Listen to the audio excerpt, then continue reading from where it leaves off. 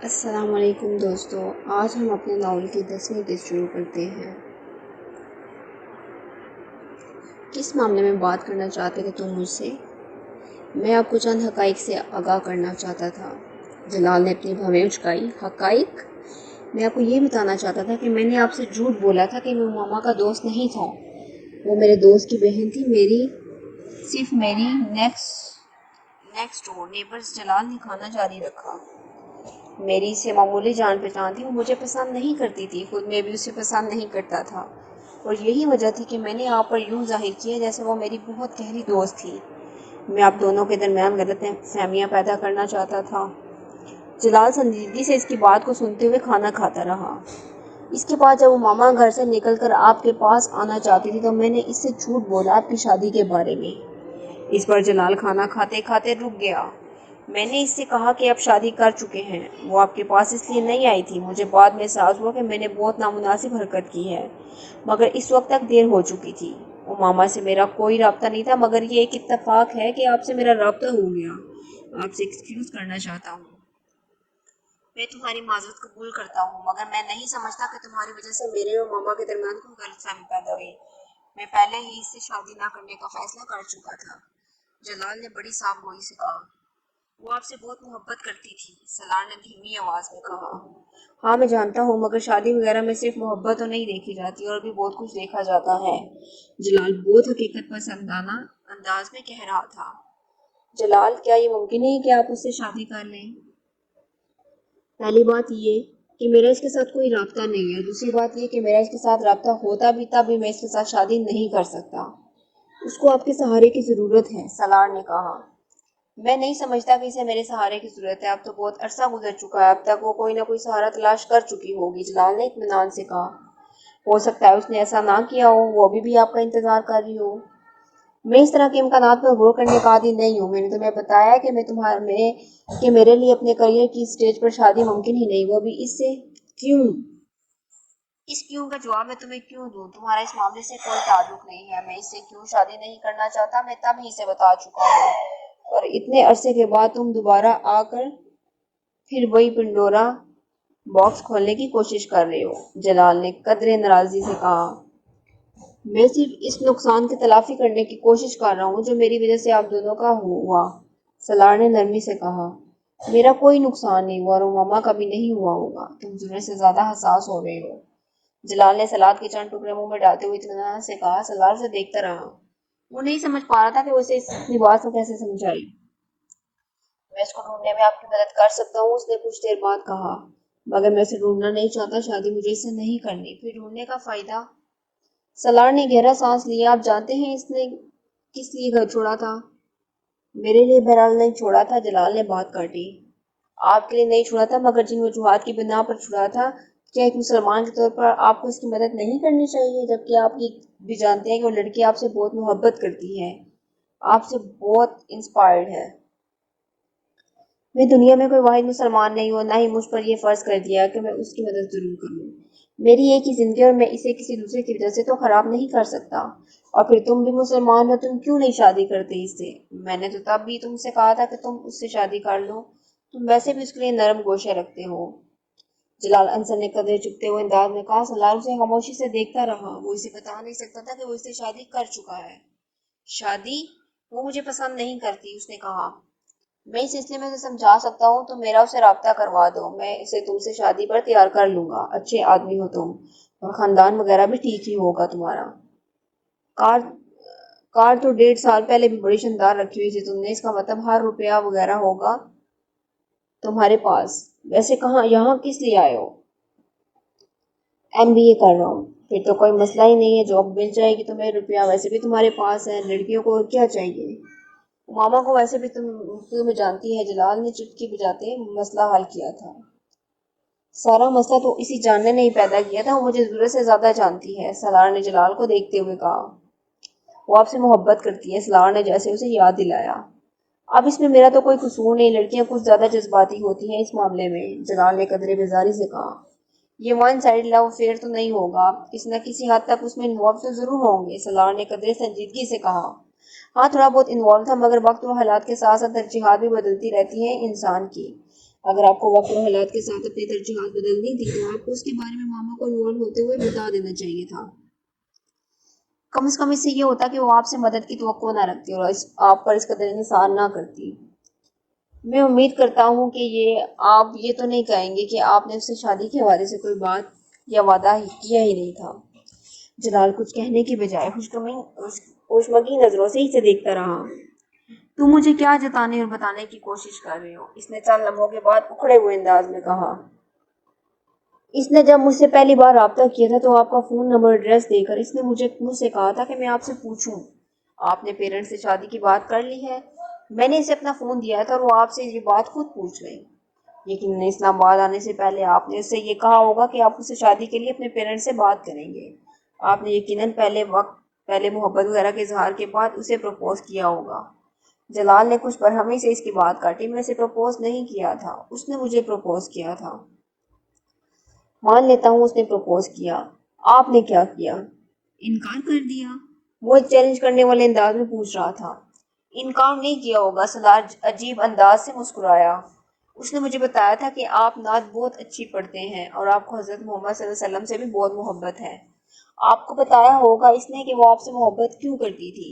مگر آپ سے مل کر اور آپ کو جان کر مجھے بہت مایوسی ہوئی. آپ نعت بہت اچھی پڑھتے ہوں گے مگر جہاں تک حضرت محمد صلی اللہ علیہ وسلم سے محبت کا تعلق ہے میں نہیں سمجھتا وہ آپ کو ہے.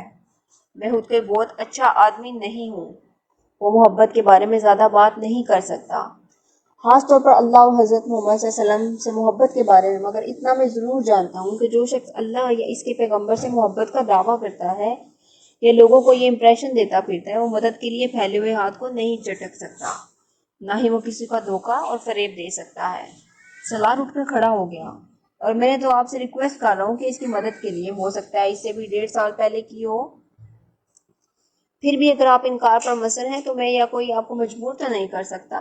میں آپ سے مل کر اور آپ سے بات کر کے مجھے بہت مایوسی ہوئی. اس نے الوداعی مسافے کے لیے جلال کی طرف ہاتھ بڑھایا. جلال نے اپنا ہاتھ نہیں بڑھایا. وہ تنفر بڑے انداز میں ماتھے پر بال لیے اسے دیکھتا رہا. خدا حافظ. سلار نے اپنا ہاتھ پیچھے کر لیا. جلال اسی حالت میں اسے جاتا دیکھتا رہا. پھر اس نے خود کلامی کی. It's really an idents word out their.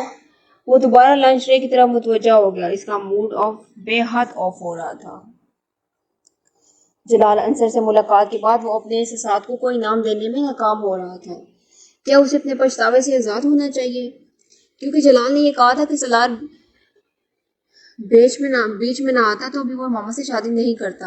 اور جلال انصر سے بات کرنے کے بعد اسے یہ اندازہ ہو گیا تھا کہ ماما کے لیے اس کے احساسات میں کوئی گہرائی نہیں تھی, مگر یہ شاید اس کے لیے بہت سے نئے سوالات پیدا کر رہا تھا. وہ جلال سے آج ملا تھا. 1.5 سال پہلے اس نے جلال کے ساتھ اس طرح بات کی تھی تو شاید اس پر ہونے والا اثر مختلف ہوتا. تب وہ ماما کے لیے اس کے احساس کا پیمانہ مختلف ہوتا اور شاید 1.5 سال پہلے وہ ماما کے بارے میں اس بے حسی کا مظاہرہ نہ کرتا جس کا مظاہرہ اس نے آج کیا تھا. وہ ایک ذہنی روح میں اپنے کندھوں سے بوجھ ہٹاتا ہوا محسوس کرتا اور اگلی ذہنی روح سے پھر الجھن کا شکار کر دیتی. ایم بی اے کا دوسرا سال بہت پرسکون گزرا تھا. پڑھائی کے علاوہ اس کی زندگی میں اور کوئی سرگرمی نہیں رہی تھی. وہ گیمز پر صرف ڈسکشنز میں ہی اپنی کلاس فیلوز کے ساتھ گفتگو کرتا یا پھر گروپ پروجیکٹس کے سلسلے میں اس کے ساتھ وقت گزارتا. باقی کا سارا وقت وہ لائبریری میں گزار دیتا. ویکینڈ پر اس کی واحد سرگرمی اسلامک سینٹر جانا تھا جہاں وہ ایک عرب سے قرآن پاک تلاوت کرنا سیکھا کرتا تھا. پھر وہ قرآن پاک کے نصاب کو دہرایا کرتا. پھر اسی عرب سے اس نے عربی سیکھنا شروع کر دی. خالد عبد الرحمان نامی وہ عرب بنیادی طور پر ایک میڈیکل ٹیکنیشین تھا. وہ ایک ہاسپٹل سے وابستہ تھا. وہ ایک ویکینڈ پر وہاں آ کر عربی زبان اور قرآن پاک کی کلاسز لیا کرتا تھا. وہ اس کام کا کوئی معاوضہ نہیں لیا کرتا تھا بلکہ اسلامک سینٹر کی لائبریری میں موجود کتابوں کی ایک بڑی تعداد اس کے دوستوں اور رشتہ داروں کی طرف سے عطیہ کی گئی تھی. قرآن پاک کی انہی کلاسز کے دوران ایک دن اس نے سلار سے کہا, تم قرآن پاک حفظ کیوں نہیں کرتے؟ سلار نے اس کی تجویز نماز پڑھ کر کچھ دیر حیرانی سے اس کا منہ دیکھنے لگا. میں کیسے کر سکتا ہوں؟ کیوں؟ تم کیوں نہیں کر سکتے؟ خالد نے جواباً اس سے پوچھا. یہ بہت مشکل ہے اور میرے پہلے جیسا آدمی نہیں, میں نہیں کر سکتا.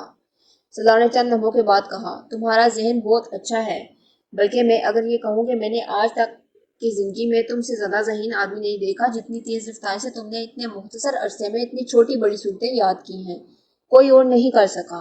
और जितनी तेज रफ्तार से तुम अरबी सीख रहे हो, मैं इस पर भी हैरान हूँ। जब जहन इस कदर जरहेज और दुनिया की हर चीज सीख लेने याद रखने की ख्वाहिश हो तो कुरान पाक क्यों नहीं? तुम्हारे ज़हन पर अल्लाह ताला का भी हक है, खालिद ने कहा। आप मेरी बात नहीं समझे। मुझे सीखने पर कोई इतराज नहीं, मगर ये बहुत मुश्किल है। मैं इस उम्र में ये नहीं सीख सकता, सलार ने वजाहत की।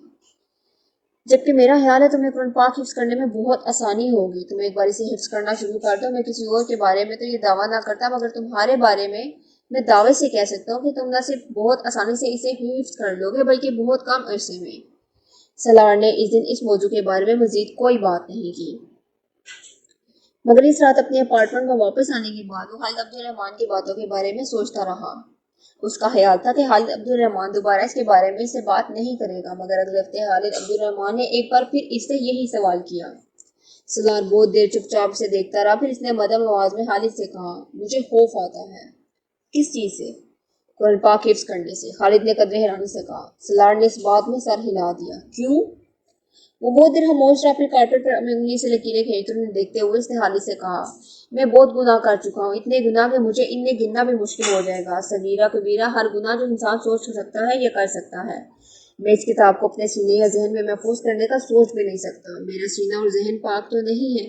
मेरे जैसे लोग इसे हिफ्स करने के लायक नहीं होते। मैं तो ऐसा सोच भी नहीं सकता। इसकी आवाज भर गई। खालिद कुछ देर खामोश रहा, फिर इसने कहा, अभी भी गुनाह करते हो? सलार ने नफी में सर हिला दिया। तो फिर किस चीज का खौफ है? तुम अगर कुरान पाक की तिलावत कर सकते हो अपने इन सारे गुनाहों के बावजूद, तो फिर इसे हिफ्स भी कर सकते हो। फिर तुमने गुनाह किए, मगर तुम अब गुनाह नहीं करते। ये काफी है। अगर अल्लाह ताला ये ना चाहेगा तो तुम इसे हिफ्स करो, तो तुम इसे हिफ्स नहीं कर सकोगे, चाहे तुम लाख कोशिश कर लो। और अगर तुम खुशकिस्मत हुए तो तुम इसे हिफ्स कर लोगे। खालिद ने चुटकी बजाते हुए जैसे ये मसला हल कर दिया था। सलार इस रात जागता रहा। आधी रात के बाद इसने पहला पारा खोलकर कांपते हाथों और जुबान के साथ हिफ्स करना शुरू किया। इसे हिफ्स करते हुए इसे एहसास होने लगा कि खालिद अब्दुल रहमान ठीक कहता था। इसे कुरान पाक का बहुत सा हिस्सा पहले ही याद था। खौफ की वो कैफियत जो इसने कुरान पाक हिफ्स करना शुरू करते हुए महसूस की थी, वो ज्यादा देर नहीं रही थी। इसके दिल को कहीं से इस्तकामत मिल रही थी। कहाँ से? कोई जुबान की लड़खड़ाहट दूर कर रहा था। कौन? कौन इसके हाथों की कपाहट खत्म कर रहा था? क्यों? फजर की नमाज से कुछ देर पहले वो इस वक्त बेतहाशा रोया जब इसने अपने पिछले 5 घंटे याद किए हुए सबक को पहली बार मुकम्मल तौर पर दोहराया। वो कहीं नहीं अटका था, वो कुछ नहीं भूला था, जेर जबर की कोई गलती नहीं। आखिरी चंद जुमलों पर इसकी जुबान पहली बार कप को पाने लगी थी। आखिरी चंद जुमले अदा करते हुए इसे बड़ी दिक्कत हुई थी, क्योंकि इस वक्त वो आंसू में रो रहा था। अगर ये अल्लाह ये चाहेगा कि तुम खुशकिस्मत होगे तो तुम कुरान पाक हिफ्स कर लोगे, वरना कुछ भी कर लो नहीं कर पाओगे। इसे खालिद अब्दुल रहमान की बात याद आ रही थी। फजर की नमाज अदा करने के बाद इसने कैसेट पर अपनी जिंदगी के इस पहले सबक को रिकॉर्ड किया था। एक बार फिर इसे किसी दिक्कत का सामना नहीं करना पड़ा। इसकी आवाज में पहले से ज्यादा रवानी और लहजे में पहले से ज्यादा फसाहत थी। इसकी जिंदगी में एक नई चीज शामिल हो गई थी। इस पर एक और एहसान कर दिया गया था, मगर इसका डिप्रेशन खत्म नहीं हुआ था। वो रात को स्लीपिंग पिल्स के बगैर नींद का तस्वुर भी नहीं कर सकता था, और स्लीपिंग पिल्स लेने के बावजूद वो कभी अपने कमरे की लाइट्स ऑफ नहीं कर सका था। वो तारीकी से खौफ खाता था। और ये फिर खालिद अब्दुल रहमान ही था जिसने एक दिन से कहा था कि इसे कुरान पाक का सबक जुबानी सुना रहा था। इसे साफ हुआ था कि खालिद अब्दुल रहमान मुसलसल इसके चेहरे पर नजरें जमाए हुए था। जब इसने अपना सबक खत्म कर लिया और पानी का गिलास उठाकर अपने होठों से लगाया, तो इसने खालिद को कहते सुना, मैंने कल रात तुम्हें ख्वाब में हज करते देखा है। सलार मुंह में ले जाने वाला पानी हलक से उतार नहीं सका। गिलास नीचे रखते हुए खालिद को देखने लगा। इस साल तुम्हारा MBA हो जाएगा, अगले साल तुम हज कर लो। खालिद का लहजा बहुत रस्मी था। सलार ने मुंह में मौजूद पानी गैर महसूस अंदाज में हलक से नीचे उतार लिया। वो इतनी से कोई सवाल जवाब नहीं कर सका। इसके पास कोई सवाल था ही नहीं। MBA के फाइनल सेमेस्टर से 2 हफ्ते पहले इसने कुरान पाक पहली बार हिफ्स कर लिया था। फाइनल सेमेस्टर के 4 हफ्ते के बाद 23.5 साल की उम्र में इसने अपनी जिंदगी का पहला हज किया था। वहां जाते हुए, वहां से आते हुए इसके दिल दिमाग में कुछ भी नहीं था। कोई तकब्बुर, कोई तफक्कुर, कोई रश, कुछ भी नहीं। इसके साथ पाकिस्तानी कैंप में साथ जाने वाले शायद वो लोग होंगे जो खुशकिस्मत होंगे। इन्हें इनकी नेकियों के अवज़ वहां बुलाया जाता था। वो कुरान पाक हिफ्स न कर रहा होता तो हज करने का सोचता भी नहीं। जो शख्स हरम शरीफ से दूर अल्लाह का सामना करने की हिम्मत ना रखता हो, उस पर यह तवक्को रखना कि वो काबे के सामने पहुंचकर अल्लाह का सामना कर लेगा। वो हर जगह जाने को तैयार हो जाता है, मगर खाना काबा जाने की जुर्रत नहीं कर सकता था। مگر حاجی عبدالرحمان کے ایک بار کہنے پر اس نے جیسے گھٹنے ٹیکتے ہوئے حج پر جانے کے لیے پیپرز جمع کروا دیے تھے۔ لوگوں کو حج پر جانے کا موقع تب ملتا تھا جب ان کے پاس گناہ نہیں ہوتے تھے، نیکیوں کا یہ انبار ہوتا تھا۔ سالار سکندر کو یہ موقع تب ملا جب اس کے پاس گناہوں کے علاوہ بھی کچھ نہیں تھا۔ ہاں ٹھیک ہے، اگر میں گناہ کرنے سے خوف نہیں کھاتا رہا تو پھر اب مجھے اللہ کے سامنے جانے سے اور معذرت کرنے سے بھی خوف نہیں کھانا چاہیے۔ صرف یہی نہ کہ میں وہاں سر نہیں اٹھا سکوں گا، نظریں اوپر نہیں کر سکوں گا، منہ سے معافی کے علاوہ کوئی لفظ نکال نہیں سکوں گا، تو ٹھیک ہے، مجھے یہ بھی سزا ملنی چاہیے۔ میں اس سے زیادہ شرمندگی اور بے عزتی کا مستحق ہوں۔ ہر بار حج پر کوئی نہ کوئی شخص ایسا آتا ہوگا جس کے پاس گناہوں کے علاوہ اور کچھ ہوگا ہی نہیں۔ اس بار وہ شخص میں صحیح، سالار سکندر ہی صحیح، اس نے سوچا تھا۔ گناہ کا بوجھ کیا ہوتا ہے اور آدمی اپنے گناہ کے بوجھ کو کس طرح قیامت کے دن اپنی پشت سے تار پھینکنا چاہے گا، کس طرح اس سے دور بھاگنا چاہے گا، کس طرح اسے دوسرے کے کندھے پر ڈال دینا چاہے گا۔ یہ اس کی سمجھ میں حرم شریف میں پہنچ کر ہی آیا تھا۔ وہاں کھڑے ہو کر وہ اپنے پاس موجود اور آنے والی ساری زندگی کی دولت کے عوض بھی کسی کو وہ گناہ بیچنا چاہتا تو کوئی یہ تجارت نہ کرتا۔ کاش آدمی کسی مال کے عوض اپنے گناہ بیچ سکتا، کسی اجرت کے طور پر دوسروں کی نیکیاں مانگنے کا حق رکھتا۔ لاکھوں لوگوں کے اس ہجوم میں دو سفید چادریں اوڑے کون جانتا ہے سالار کون تھا، اس کا آئی کیو لیول کیا تھا، کسی پرواہ تھی، اس کے پاس کون سی اور کہاں کی ڈگری تھی، کسے ہوش تھا، اس نے زندگی کے میدان میں کتنے تعلیمی ریکارڈ توڑے اور بنائے تھے، کسے خبر تھی وہ اپنی ذہن سے کون سے میدان تسخیر کرنے والا تھا، کون رشک کرنے والا تھا۔ وہ وہاں اس ہجوم میں ٹھوکر کھا کر گرتا، بھگدڑ میں روندا جاتا، اس کے اوپر سے گزرنے والی حلقت میں سے کوئی بھی یہ نہیں سوچتا کہ اس نے کیسے دماغ کو کھو دیا تھا، کس آئی کیو لیول کے نائب آدمی کو کس طرح ختم کر دیا تھا۔ اسے دنیا میں اپنی اوقات، اپنی اہمیت کا پتہ چل گیا تھا۔ اگر کچھ مغالطہ رہ بھی گیا ہوتا تو اب ختم ہو گیا تھا، اگر کچھ شبہ باقی تھا تو اب دور ہو گیا ہے۔ فخر، تکبر، رشک، انا، خود پرستی، خود ستائشی کے ہر بچے ہوئے ٹکڑے کو نچوڑ کر اس کے اندر سے پھینک دیا تھا۔ وہ انہی علائشوں کو دور کروانے کے لیے وہاں آیا تھا۔ ایم بی اے میں اس کی شاندار کامیابی کس کے لیے بھی حیران کن نہیں تھی۔ اس کے ڈپارٹمنٹ میں ہی ایک کو پہلے سے ہی اس کا اندازہ تھا۔ اس کے اور اس کی کلاس فیلوز کے پروجیکٹس اور اسائنمنٹس میں اتنا فرق ہوتا تھا کہ اس کے پروفیسرز کو یہ ماننے میں کوئی آڑ نہیں تھا۔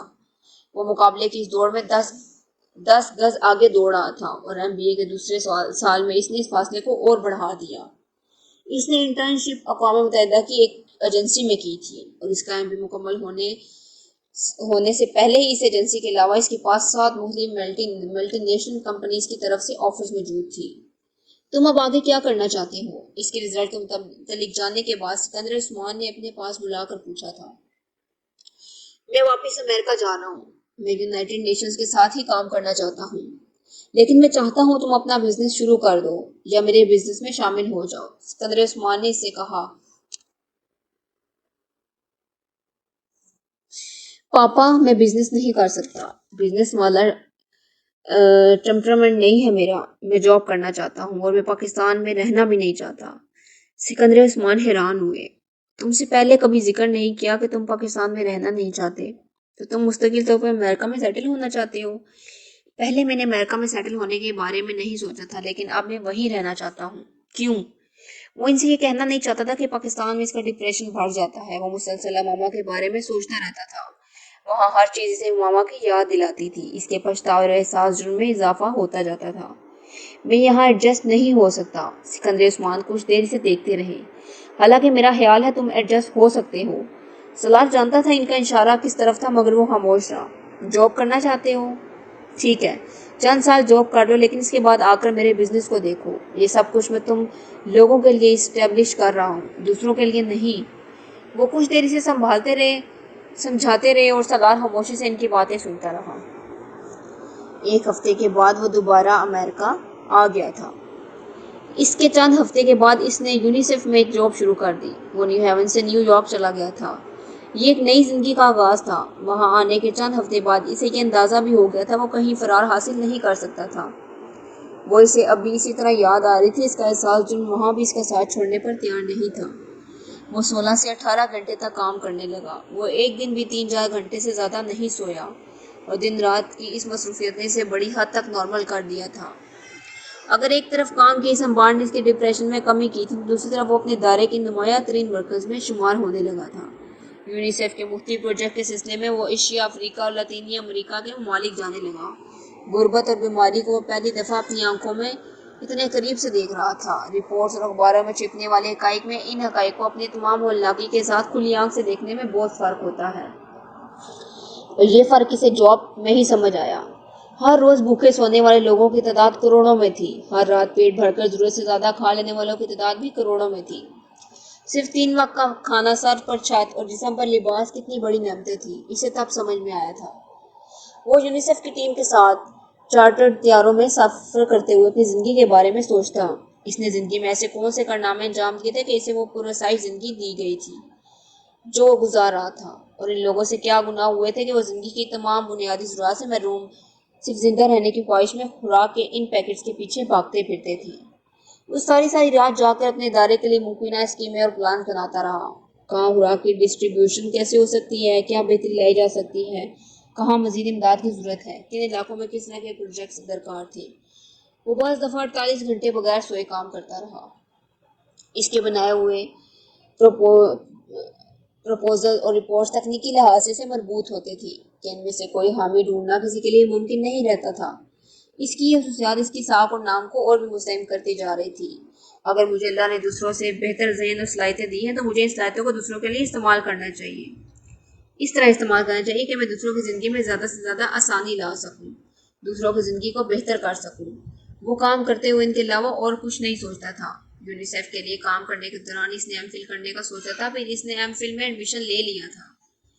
ایوننگ کلاسز کو جوائن کرتے ہوئے اسے قطعاً کسی قسم کا کوئی شبہ نہیں تھا۔ وہ اپنے آپ کو ایک بار پھر ضرورت سے زیادہ مصروف کر رہا تھا، مگر اس کے پاس اس کے علاوہ اور کوئی راستہ نہیں تھا۔ کام اس کا جنون بن چکا تھا، پھر اس سے بھی 2 قدم آگے بڑھ کر ایک مشن۔ فرقان سے سلار کی پہلی ملاقات امریکہ سے پاکستان آتے ہوئے فلائٹ کے دوران ہوئی۔ وہ اس کے ساتھ والی سیٹ پر بیٹھا ہوا تھا۔ وہ امریکہ میں ڈاکٹرز کی کسی کانفرنس میں شرکت کر کے واپس آ رہا تھا، جبکہ سلار اپنی بہن انیتا کی شادی میں شرکت کے لیے پاکستان آ رہا تھا۔ اس لمبی فلائٹ کے دوران دونوں کے درمیان ابتدائی تعارف کے بعد گفتگو کا سلسلہ تھما نہیں۔ فرقان عمر میں سلار سے کافی بڑا تھا۔ وہ 35 سال کا تھا۔ لندن اسپیشلائزیشن کرنے کے بعد وہ واپس پاکستان آ گیا تھا۔ وہاں ایک ہاسپٹل میں کام کر رہا تھا۔ وہ شادی شدہ تھا اور اس کے 2 بچے بھی تھے۔ چند گھنٹے آپس میں گفتگو کرنے رہنے کے بعد فرقان اور وہ سونے کی تیاری کرنے لگے۔ سلار نے معمول کے مطابق اپنے بریف کیس سے سلیپنگ پلز کی ایک گولی پانی کے ساتھ نگل لی۔ فرقان نے اس کی تمام کارروائی کو خاموشی سے دیکھا۔ جب اس نے بریف کیس بند کر کے دوبارہ رکھ دیا تو فرقان نے کہا، اکثر لوگ فلائٹ کے دوران سلیپنگ پلز کے بغیر نہیں سو سکتے۔ سلار نے گردن موڑ کر اسے دیکھا اور کہا، میں سلیپنگ پلز کے بغیر نہیں سوتا، فلائٹ میں ہوں یا نہ ہوں اس سے فرق نہیں پڑتا۔ سونے میں مشکل پیش آتی ہے؟ فرقان کو ایک دم کچھ محسوس ہوا۔ مشکل؟ سلار مسکرایا، میں سرے سے سو ہی نہیں سکتا، میں سلیپنگ پلز لیتا ہوں، 3-4 گھنٹے سو لیتا ہوں۔ انسومینیا؟ فرقان نے پوچھا۔ شاید میں نے ڈاکٹر سے چیک اپ نہیں کروایا، مگر شاید یہ وہی ہے، سلار نے قدرے لاپرواہی سے کہا۔ تمہیں چیک اپ کروانا چاہیے، اس عمر میں انسومینیا یہ کوئی بہت صحت مند علامت نہیں ہے۔ میرا خیال ہے تم کام کے پیچھے جنونی ہو چکے، اس وجہ سے تم نے اپنے سونے کی نارمل روٹین کو خراب کر لیا ہے۔ فرقان اب کسی ڈاکٹر کی طرح بول رہا تھا۔ سلار مسکراتے ہوئے سنتا رہا۔ وہ اسے نہیں بتا سکتا تھا کہ وہ اگر دن رات مسلسل کام نہ کرے تو وہ اسے سانسیں جرم کے ساتھ زندہ ہی نہیں رہ سکتا تھا جسے وہ محسوس کرتا ہے۔ وہ اسے یہ بھی نہیں بتا سکتا تھا کہ وہ سلیپنگ پلز کے بغیر سونے کی کوشش کرے تو وہ ماما کے بارے میں سوچنے لگ جاتا ہے۔ اس حد تک اسے اپنا سر درد پھٹتا ہوا محسوس ہونے لگتا ہے۔ کتنے گھنٹے کام کرتے ہوئے دن میں؟ فرقان اب پوچھ رہا تھا۔ 18 گھنٹے، بعض دفعہ 20۔ مائی گڈنس، اور کب سے؟ 2-3 سال سے۔ اور تب ہی سے نیند کا مسئلہ ہو گیا ہے تمہیں؟ میں نے تمہیں ٹھیک اندازہ لگایا، تم نے خود اپنی روٹین خراب کر لی، فرقان نے اسے کہا، ورنہ اتنے گھنٹے کام کرنے والا آدمی کو تو ذہنی تھکن ایک لمبی اور پرسکون نیند دلا سکتی ہے۔ یہ میرے ساتھ نہیں ہوتا، سلار نے مدھم لہجے میں کہا۔ یہی تو میں تمہیں بتانے کی جاننے کی کوشش کرنی چاہیے کہ اگر یہ تمہارے ساتھ نہیں ہوتا تو کیوں نہیں ہوتا۔ سلار نے یہ نہیں سے کہا کہ وہ جانتا تھا کہ کچھ دیر کی خاموشی کے بعد فرقان نے اس سے کہا، میں اگر کچھ آیتیں تمہیں بتاؤں رات کو سونے سے پہلے تو تم پڑھ سکو گے؟ کیوں نہیں پڑھ سکوں گا، سلار نے گردن موڑ کر سے کہا۔ نہیں، اصل میں تمہارے ہمیجہ سے لوگ جو یہ زیادہ پڑھ لیتے ہیں، خاص طور پر تعلیم مغرب میں حاصل کرتے ہیں، تو وہ ایسی چیزوں پر یقین نہیں رکھتے اور انہیں پریکٹیکل نہیں سمجھتے، فرقان نے وضاحت کی۔ فرقان میں حافظ قرآن ہوں، سلار نے اس طرح لیٹے ہوئے پرسکون انداز میں کہا۔ فرقان کو جیسے کرنٹ لگا۔ میں روز رات کو سونے سے پہلے ایک سپارہ پڑھ کر سوتا ہوں۔ میرے ساتھ یقین اعتماد کا کوئی مسئلہ نہیں ہے، سردار نے بات جاری رکھی۔ میں بھی حافظ قرآن ہوں، فرقان نے بتایا۔ سردار نے گردن موڑ کر مسکراتے اسے دیکھا۔ یہ یقیناً خوشگوار اتفاق تھا۔ اگرچہ فرقان نے داڑھی رکھی ہوئی تھی، مگر سردار کو پھر بھی یہ اندازہ نہیں ہو رہا تھا کہ وہ حافظ قرآن ہے۔ پھر تو تمہیں اس طرح کا کوئی مسئلہ نہیں ہونا چاہیے۔ قرآن پاک کی تلاوت کر کے سونے والے انسان کو نیند نہ آئے، یہ مجھے عجیب لگتا ہے۔ سردار نے فرقان کو بڑبڑاتے سنا۔ وہ اب اپنی حواس کو ہلکا ہلکا مفلوج پا رہا تھا۔ نیند اس پر غلبہ پا رہی تھی۔ اس نے آنکھیں بند کر لی۔ تمہیں کوئی پریشانی ہے؟ اس نے فرقان کی آواز سنی۔ وہ نیند کی گولیوں کے ذریعے اثر نہ ہوتا تو مسکرا کر انکار کر دیتا، مگر وہ جس حالت میں تھا وہ اسے انکار نہیں کر سکا۔ ہاں، مجھے بہت زیادہ پریشانی ہے، مگر سکون نہیں ہے۔ مجھے لگتا ہے میں مسلسل کسی صحرا میں سفر کر رہا ہوں۔ پچھتاوے ساسجن مجھے چھوڑتے ہی نہیں۔ مجھے کسی پیر کامل کی تلاش ہے جو مجھے اس تکلیف سے نکال سکے، جو میری زندگی کا راستہ دکھا سکے۔ فرقان دم بہت اس کا چہرہ دیکھ رہا تھا۔ سردار کی آنکھیں بند تھی، مگر وہ اس کی آنکھوں کو کونوں سے نکلتی نمی کو دیکھ رہا تھا۔ اس کی آواز میں بے ربطی اور لڑکڑاہٹ تھی۔ وہ اس وقت لاشعوری طور پر سلیپنگ پلس کے زیر اثر بول رہا تھا۔ وہ خاموش ہو چکا تھا۔ فرقان نے مزید کوئی سوال نہیں کیا۔ بہت ہموار انداز میں چلنے والی اس کی سانس بتا رہی تھی کہ وہ نیند میں جا چکا ہے۔ جہاز میں ہونے والی ملاقات وہیں ختم نہیں ہوئی۔ وہ دونوں جاگنے کے بعد بھی آپس میں گفتگو کرتے رہے۔ فرقان نے سردار سے ان چند جملوں کے بارے میں نہیں پوچھا تھا جو اس نے نیند کے آغوش میں سماتے ہوئے بولے تھے۔ اور سردار کو بھی اندازہ نہیں تھا کہ اس نے سونے سے پہلے اس سے کچھ کہا تھا۔ اگر کہا تھا تو کیا کہا تھا۔ سفر ختم ہونے سے پہلے ان دونوں نے آپس میں کانٹیکٹ نمبر اور ایڈریس کا تبادلہ کیا۔ پھر سردار نے اسے انیتا کی شادی پر انوائٹ کیا۔ فرقان نے آنے کا وعدہ کیا، مگر سردار کو اس کا یقین نہیں تھا۔ ان دونوں کی فلائٹ کراچی تک تھی، پھر سردار کو اسلام آباد کی فلائٹ لینی تھی۔ جب فرقان کو لاہور کی ایئرپورٹ پر فرقان نے بڑی گرم جوشی کے ساتھ اسے الوداعی مصافحہ کیا۔ انیتا کی شادی 3 دن بعد تھی اور سردار کے پاس ان دونوں 3 دنوں کے لیے بہت سے کام تھے، کچھ شادی کی مصروفیات اور کچھ اس کے اپنے مسئلے۔ اگلے دن شام کو اس وقت حیران ہوا جب فرقان نے اسے فون کیا۔ 10-15 منٹ دونوں کی گفتگو رہی۔ فون بند کرنے سے پہلے سردار نے ایک بار پھر سے انیتا کی شادی کے بارے میں یاد دلایا۔ یہ کوئی یاد دلانے کی بات نہیں ہے، مجھے اچھی طرح یاد ہے، میں ویسے بھی اس ویکنڈ پر اسلام آباد میں ہی ہوں گا، فرقان نے جواباً کہا۔ وہاں مجھے اپنے گاؤں میں اپنا اسکول دیکھنے میں جانا ہے۔ اس کی بلڈنگ میں کچھ اضافی تعمیر ہو رہی تھی، سلسلے میں تو اسلام آباد میں اس بار میرا قیام کچھ لمبا ہی ہوگا۔ سردار نے اس کی بات کو کچھ دلچسپی سے سنا۔ گاؤں، اسکول، کیا مطلب؟ میں ایک اسکول چلا رہا ہوں، میں وہاں اپنے گاؤں میں۔ فرقان نے اسلام آباد کے نوحہ علاقے میں سے ایک کا نام لیا، بلکہ کئی سالوں سے۔ کس لیے؟ کس لیے؟ فرقان کو اس کے سوال حیران کے لوگوں کی مدد کے لیے۔ اور کس لیے؟ چیریٹی ورک ہے۔ نہیں، چیریٹی ورک نہیں ہے، یہ میرا فرض ہے۔ یہ کس پر کوئی احسان نہیں ہے۔ فرقان نے بات کرتے ہوئے موضوع بدل دیا۔ اس کے بارے میں مزید گفتگو نہیں ہوئی اور فون بند ہو گیا۔ فرقان نیتا کی شادی میں واقعی آ گیا تھا۔ وہ ہنسی، دیر وہاں رکا، مگر سردار کو محسوس ہوا کہ وہ کچھ حیران تھا۔ تمہاری فیملی تو حد سے مغرب زدہ ہے۔ سردار کو یکدم اس کی الجھن آنے کی وجہ سے سمجھ میں آ گئی۔ میرا خیال تھا تمہاری فیملی کچھ کنزرویٹو سی ہوگی، کیونکہ تم نے بتایا تھا کہ تم حافظ قرآن ہو۔ تمہارا لائف سٹائل مجھے کچھ سادہ سا لگا، مگر یہاں تو مجھے حیرانی ہوئی، تم اور تمہاری فیملی میں بہت فرق ہے۔ I think you are the odd one out. وہ اپنے آخری جملے پر خود ہی مسکرا دیا۔ وہ دونوں اب فرقان کی گاڑی کے قریب پہنچ چکے تھے۔ میں نے صرف 2 سال پہلے قرآن پاک حفظ کیا اور 2-3 سال میں ہی میرا اوڈ ون آؤٹ ہوا ہوں۔ پہلے میں اپنی فیملی سے بھی زیادہ مغرب زدہ تھا، اس نے فرقان کو بتایا۔ 2 سال پہلے قرآن حفظ کیا امریکہ میں اپنی اسٹڈیز کے دوران، مجھے یقین نہیں آ رہا تھا۔ فرقان نے بے یقینی سے سر ہلایا۔ کتنے عرصے میں کیا؟ تقریباً 8 ماہ میں۔ فرقان کچھ دیر تک کچھ نہیں کہہ سکا، وہ صرف اس کا چہرہ دیکھتا رہا۔ پھر اس نے گہرا سانس لے کر ستائشی نظروں سے اسے دیکھا۔ تم پر اللہ کو کوئی خاص ہی کرم ہے، ورنہ جو کچھ تم بتا رہے ہو یہ آسان کام نہیں ہے۔ میں فلائٹ میں تمہارے کارناموں سے کافی متاثر ہوا تھا، کیونکہ جس عمر میں یونیسکو میں جس سیٹ پر تم کام کر رہے ہو ہر کوئی نہیں کر سکتا۔ اس نے ایک بار پھر بڑی کمزوری کے ساتھ سالار سے ہاتھ ملایا۔ چند لمحوں کے لیے سالار کے چہرے کا رنگ تبدیل ہوا۔ اللہ کا خاص کرم، اگر میں یہ سے بتا دوں کہ میں ساری زندگی کیا کرتا ہوں تو یہ سالار نے اس سے ہاتھ ملاتے ہوئے سوچا۔ تم پرسوں کسی اسکول کی بات کر رہے تھے۔ سالار نے دانستہ طور پر موضوع بدلا۔ تم اسلام آباد میں نہیں رہتے؟ نہیں، میں اسلام آباد میں ہی رہتا ہوں، مگر میرا ایک گاؤں ہے، آبادی گاؤں، وہاں ہماری کچھ زمین ہے اور ایک گھر بھی تھا۔ فرقان سے تفصیل سے بتانے لگا۔ کئی سال پہلے میرے والدین اسلام آباد شفٹ ہو گئے تھے۔ میرے والد نے فیڈرل سروس سے ریٹائرمنٹ کے بعد وہاں اپنی زمینوں پر ایک اسکول بنا لیا۔ اس گاؤں میں کوئی اسکول نہیں تھا، انہوں نے پرائمری اسکول بنوایا۔ 7-8 سال سے میں اسے دیکھ رہا ہوں، اب وہ سیکنڈری اسکول بن چکا ہے۔ 4 سال پہلے میں نے وہاں ایک ڈسپینسری بنوائی. تم اس ڈسپینسری کو دیکھ کر حیران ہو جاؤ گے.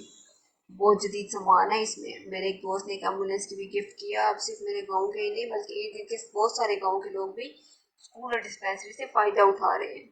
سلاج کی باتیں توجہ سے سن رہا تھا. مگر تم یہ سب کیوں کر رہے ہو؟ تم ایک سرجن ہو. تم یہ سب کیسے کر لیتے ہو؟ اور اس کے لیے بہت پیسے کی ضرورت ہے. کیوں کر رہا ہوں یہ تو میں نے اپنے آپ سے کبھی نہیں پوچھا. میرے گاؤں میں اتنی غربت تھی کہ یہ سوال پوچھنے کی مجھے کبھی ضرورت ہی نہیں پڑی. ہم لوگ بچپن میں کبھی کبھار اپنے گاؤں جایا کرتے تھے. یہ ہماری تفریح تھی. ہماری حویلی کے علاوہ گاؤں کا کوئی مکان پکا نہیں تھا. سڑک کا تو سوال ہی پیدا نہیں ہوتا تھا. ہم سب کو یوں لگتا تھا جیسے ہم جنگل میں آ گئے. اب اگر ہم جانور ہوتے تو ہمیں کوئی فرق نہیں پڑتا.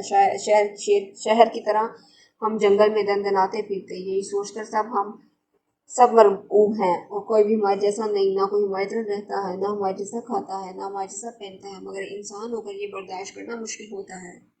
ہمارے دل کے انسان جانوروں میں جیسے زندگی گزارنے پر مجبور ہے. ہو سکتا ہے کچھ انسانوں کو اس سے خوشی محسوس ہوتی ہو کہ انہیں ہر نعمت میسر ہے اور باقی سب ترس رہے ہوں. مگر ہمارا شہر ایسے لوگوں سے نہیں ہوتا ہے. اب سوال یہ پیدا ہوتا تھا کہ کیا جائے. میرے پاس کوئی جادو کی چھڑی بھی تو نہیں تھی کہ میں اسے بلاتا اور سب کچھ بدل دیتا. نہ ہی بے شمار وسائل. میں نے بتایا نا کہ میرے والد سول سرونٹ تھے. ایماندار قسم کے سول سرونٹ. میں اور میرا بھائی دونوں شروع سے اسکالرشپ پر پڑھتے رہے. اس لیے ہم پر ہمارے والدین کو زیادہ خرچ نہیں کرنا پڑا. خود وہ بھی کوئی فضول خرچ نہیں تھے. اس لیے تھوڑی بہت بچت ہوتی رہی. ریٹائرمنٹ کے بعد میرے والد نے سوچا کہ لاہور یا اسلام آباد کے کسی گھر میں اخبار پڑھ کر، واک کر یا ٹی وی دیکھ کر زندگی گزاری جائے. انہیں اپنے گاؤں جانا چاہیے. وہاں کچھ بہتری لانے کی کوشش کرنی چاہیے. وہ دونوں گاڑی کے اندر بیٹھے ہوئے تھے.